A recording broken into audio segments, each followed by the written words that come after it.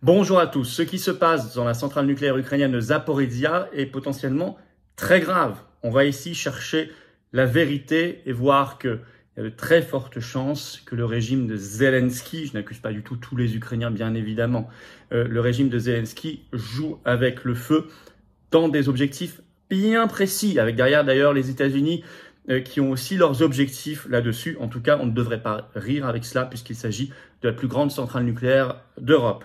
On va étudier tout cela en détail, voir les arguments, voir ce qui a été dit ces derniers jours, fait surtout, et voir les motivations, les mobiles. Et on va surtout voir ce qu'il faut faire pour éviter la catastrophe et revenir au calme et revenir à la paix. La paix ayant toujours été l'objectif des patriotes, un des grands motifs avec la sortie de l'OTAN, notre mobilisation du grand rendez-vous de la résistance le samedi 3 septembre, Paris, 14h, place de la Bourse. Je vous y attends très nombreux. Page Facebook pour organiser le covoiturage entre vous. En lien sous la vidéo en description. En lien sous la vidéo en description également la grande pétition nationale lancée hier qui cartonne pour la dissolution du Conseil national de l'ordre des médecins, l'affaire Perron notamment. Allez voir ma vidéo d'hier. Vous pouvez continuer de la signer, de la partager, de la relayer, bien évidemment partout. En tout cas, je vous attends sur cette chaîne YouTube comme abonné. Si vous n'êtes pas encore abonné, vous regardez ces vidéos régulièrement, vous n'êtes pas encore abonné, prenez le 10e de seconde, un petit bouton abonné en dessous pour le faire, c'est gratuit. Un petit clic parce que ça donnera une meilleure visibilité mécanique, automatique à toutes ces vidéos. Merci d'avance, merci à vous qui allez vous abonner dans les secondes qui viennent et merci à ceux qui l'ont fait très récemment et très nombreux. Voilà, venez, aux patriotes. On se bat pour la paix, je le disais, c'est-à-dire l'avenir, un meilleur avenir pour nous et les générations qui viennent, pour notre France, une France qu'on veut retrouver belle, voilà, construire belle, libre, indépendante, souveraine, juste, forte, puissante, entendue. Ben, c'est ça. Le combat des patriotes. C'est un combat humain, c'est un combat patriotique. C'est un beau combat anti-oligarchique, ça c'est clair, sans aucune aide. Donc le lien pour adhérer, rejoignez-nous. Restez pas seuls. Et moi j'ai besoin qu'on soit très, très nombreux. Et vous, ne restez pas seuls. Le lien pour adhérer ou reprendre votre adhésion annuelle, c'est le même lien. Reprendre l'adhésion annuelle parce qu'elle dure 1 an et que vous avez été nombreux à adhérer en juillet-août dernier. Pensez-y donc.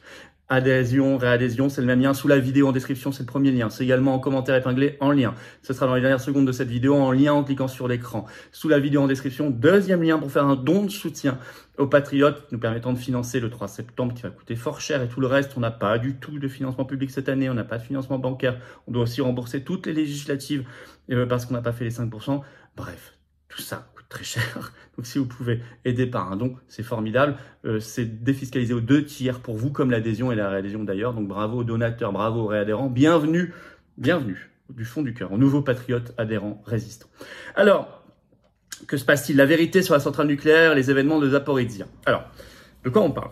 On parle d'une centrale nucléaire dans le sud-est du pays, en Ukraine, la plus grande d'Ukraine et la plus grande d'Europe. Elle fait partie des 10 plus grandes du monde. Elle a été construite du temps de l'URSS, même si le dernier réacteur a été ouvert après la chute de l'URSS. 6 réacteurs au total, ouverts entre 1985 et donc 1996, mais construits tous du temps de l'URSS. Et elle fournit plus de 20% de l'électricité totale de l'Ukraine et plus de la moitié de l'électricité d'origine nucléaire en Ukraine. Voilà, comme ça, vous voyez l'ampleur quand même de la chose. Vous visualisez mieux. Alors, elle a été prise par les Russes dès le début des événements, quasiment dès le 4 mars, depuis le 4 mars 2022. Elle est prise par les Russes, mais on n'en a jamais entendu parler avant parce qu'il se passait rien du tout. Et c'est pour ça déjà que c'est un premier élément un peu bizarre. On va y revenir. Alors, elle a continué depuis, à fonctionner sous contrôle russe avec du personnel ukrainien, mais également plus de 500 soldats russes qui sont en permanence présents, basés sur place. Bon. Alors, il se trouve qu'il y a des frappes depuis le 5 août. Voilà, c'est tout récent. Notamment, une frappe a touché un transformateur de ligne électrique à haute tension qui a entraîné l'arrêt automatique du réacteur numéro 3. Le 13 août, le président ukrainien Zelensky dénonce, je cite, un chantage russe autour du site. Donc lui, il dit les frappes, c'est la Russie. Et l'AFP, l'agence France-Presse, le 14 août, dans une dépêche, cite le maire d'une ville voisine, c'est la commune d'Ernay-Godard, qui dénonce, je cite toujours, des tirs au mortier devenus quotidiens sur la centrale. Il dénonce toujours, selon l'AFP, un terrorisme nucléaire pur et simple de la Russie, qui peut se terminer de façon imprévisible à n'importe quel moment. Et il dit, les risques augmentent chaque jour. Fin de citation. Mais, alors ça, c'est repris massivement par la presse française en disant... ce sont des frappes russes, vous voyez ce maire qui en parle, maire ukrainien, etc. Mais oui, mais dans la même dépêche de l'AFP, il faut lire toute la dépêche. Il est aussi écrit ceci. Je cite toujours la dépêche du 14 août. Il y a plusieurs bombardements dont les deux parties s'accusent mutuellement. Les deux parties, c'est l'Ukraine et la Russie.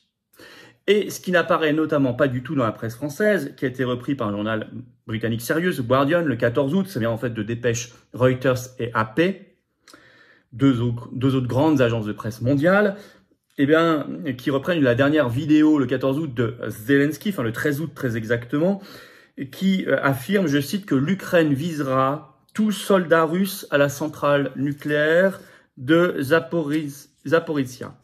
C'est-à-dire, tout soldat russe, dit-il, qui tirera depuis la centrale doit comprendre qu'il devient une cible spéciale pour nos services de renseignement, nos forces spéciales pour notre armée, toujours selon Zelensky dans sa vidéo du 13 août. Donc là, déjà, on n'est plus tout à fait sur le même registre, avec quasiment un aveu qu'ils tirent et qu'ils peuvent tirer. Par ailleurs, il est allé plus loin encore dans sa vidéo du 15 août, avec des menaces. Là, c'est déjà une menace, cette fois contre les soldats russes, contre la centrale elle-même, mais cette fois contre l'Union européenne. Je cite, tout incident je cite Zelensky, tout incident radioactif peut porter un coup au pays de l'Union européenne. Tout dépend de la direction et de la force du vent, dit-il. Donc on sent qu'il utilise cet enjeu, M. Zelensky, comme un enjeu de menace et de chantage. Il y a une première incohérence. Il ne se passait rien entre le 4 mars et le 5 août. Or, les Russes y sont depuis le 4 mars. Donc pourquoi ils n'auraient pas commencé bien avant? Pourquoi ils n'auraient pas arrêté la centrale? Si vraiment ils voulaient désorganiser l'Ukraine, ils pouvaient le faire, puisqu'elle représente, je vous l'ai dit, plus de 20% de l'électricité du pays. Ils ne l'ont pas fait. Pourquoi ils auraient attendu le 5 août? Pourquoi, par ailleurs, ils frapperaient cette centrale où ils sont positionnés plus de 500 de leurs soldats? Se frapperaient eux-mêmes. Et autre incohérence, pourquoi c'est Zelensky qui dit qu'il va frapper si c'est déjà censé être frappé? Si la Russie est déjà censée tirer sur la centrale, c'est-à-dire sur ses propres troupes, pourquoi l'Ukraine aurait-elle besoin de le faire? C'est tout bête comme question, il faut se la poser. Alors, il faut savoir par ailleurs, autre élément quand même intéressant dans notre enquête, c'est que la Russie a proposé une mission sur place de l'Agence internationale de l'énergie atomique, la IEA, qui dépend de l'ONU. Ainsi, à la demande de la Russie, le Conseil de sécurité de l'ONU s'est réuni le 11 août. Et vous pouvez trouver le compte-rendu de cette réunion, et même en français, sur le site de l'ONU, du Conseil de sécurité de l'ONU. Moi, ce que j'ai fait, je vais vous citer des exemples. Donc, il s'est réuni, c'est bien précisé, à la demande de la Russie, je cite, pour entendre un exposé du directeur général de l'AIEA, Agence internationale de l'énergie atomique. Il faut d'ailleurs ajouter que ce 15 août, le secrétaire général de l'ONU et le ministre russe de la Défense se sont entretenus à ce sujet au téléphone. Et le représentant russe a déclaré lors de cette réunion du Conseil de sécurité de l'ONU, je vous cite ce qu'a dit le représentant russe. « Nous avons averti à plusieurs reprises nos collègues occidentaux que s'ils ne ramènent pas le régime de Kiev à la raison, celui-ci prendra les mesures les plus monstrueuses dont les conséquences se retourneront contre lui bien au-delà des frontières de l'Ukraine. » Zelensky, le 15 août, n'a pas dit autre chose. Je vous l'ai cité. A tonné le représentant russe en affirmant que ces attaques criminelles poussent le monde au bord d'une catastrophe nucléaire d'une ampleur comparable à celle de Tchernobyl. Et alors, la réponse un peu bizarre du représentant ukrainien à ce Conseil de sécurité, je vous le cite, « Les Russes sont bien connus pour couvrir leurs plans, y compris en demandant la tenue de la présente séance du Conseil. » Donc en fait, s'ils demandent la réunion du Conseil de sécurité de l'ONU, c'est qu'ils sont coupables, et on suppose que s'ils ne l'avaient pas demandé, ça aurait été une autre preuve qu'ils sont coupables aussi. Donc, tout ça est un peu étrange. Par ailleurs, dans cette même réunion, le représentant russe a rappelé le rapport, ne l'oublions pas, qui est sorti le 4 août de Amnesty International, qui pointe du doigt les méthodes de l'armée ukrainienne, notamment d'utiliser des boucliers humains, pourquoi pas des boucliers nucléaires. Bon. Par contre, il est intéressant de voir qu'à la toute fin, le Conseil de sécurité de l'ONU est tombé d'accord pour une mission d'inspection de l'AIEA sur place, mais il reste à en déterminer la date. Alors nous demandons à ce que ça ait lieu le plus vite possible, évidemment. Alors, en plus de ce faisceau d'indices qui pointent tous quand même vers la responsabilité ukrainienne, zelenskiste, l'Ukraine a des intérêts immédiats, car elle veut obtenir des choses. Et donc, elle a intérêt à agiter une menace, un chantage, voire une théorie du choc, un choc style nouveau Tchernobyl, qui pourrait d'un coup faire bouger les lignes. Alors, en ce moment, on sait qu'elle veut obtenir que l'Union européenne interdise toute délivrance de visa à tous les ressortissants russes dans tous les pays de l'Union européenne. Je vais vous citer un article de RFI du 12 août, le titre « L'Union européenne réfléchit à une interdiction de visa pour tous les Russes ». Ça va être discuté fin août. La Finlande notamment soutient cette idée. La République tchèque le fait déjà à titre national depuis le 25 février. Mais pour le moment, la Commission européenne et l'Allemagne sont hésitantes. Pas très chaudes. Donc il faut les convaincre. Comment les convaincre? Par exemple, si on accuse la Russie de quelque chose de monstrueux, un nouveau Tchernobyl. Alors là, immédiatement, la Commission européenne et l'Allemagne n'auront plus le choix. Zelensky aura ce qu'il veut. Puis derrière Zelensky, il y a des intérêts américains. Ça, on l'a déjà vu allez voir toutes mes vidéos depuis plusieurs mois. Je vous explique tout cela. Un choc pour généraliser ou globaliser un conflit, c'est une vieille méthode. Dans la lignée, par exemple, de la stratégie OTAN 2030, qui pointe du doigt la Russie puis la Chine comme grande menace mondiale, ou de la dernière réunion d'ailleurs de l'OTAN à Madrid qui a redit la même chose, les 28 et 29 juin dernier. Tout est envisageable, mais tout est fou, parce que tout est extrêmement dangereux là. On parle de choses très sérieuses. Non seulement il manquerait de l'électricité en Ukraine, etc., ce serait une désorganisation, mais un accident nucléaire sur les alentours, et puis même au-delà avec les nuages, style Tchernobyl, peut-être en pire, puisque c'est une plus grosse centrale. Alors que devons-nous faire, nous, la France? Obtenir d'abord cette mission de la IEA sur place le plus vite possible, avec y compris à l'intérieur des représentants russes. Évidemment, pas que des Ukrainiens et des Américains et des Britanniques et des Français, parce qu'il y a un problème de... si vous voulez, de crédibilité. Donc, il faut que ce soit multipartite. Ensuite, il faut faire éclater la vérité. Pour ça, il faut dire les choses sérieusement, pas l'idéologie, pas la propagande. Hein, et ça nous amènera à stopper ce soutien inconditionnel, un peu fou à Zelensky.